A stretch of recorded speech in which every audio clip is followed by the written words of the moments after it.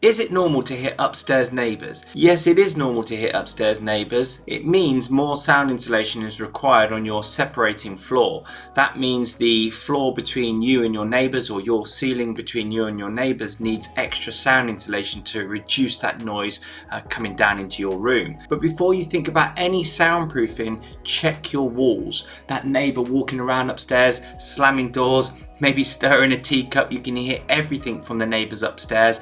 I would recommend checking the walls first. Put your finger in one ear, put your ear against the walls in your property, in your flat, because if you hear the noise down the walls, then that's a substantial soundproofing investment. There's not really much point soundproofing the ceiling or the floor above if a lot of the noise is coming down the walls.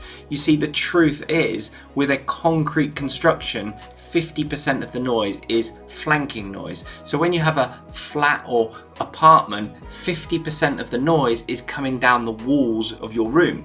So that's why check the walls, because if you hear it down the walls, doesn't matter what you put on that ceiling or that floor, you're probably going to get less than a 50% reduction in noise.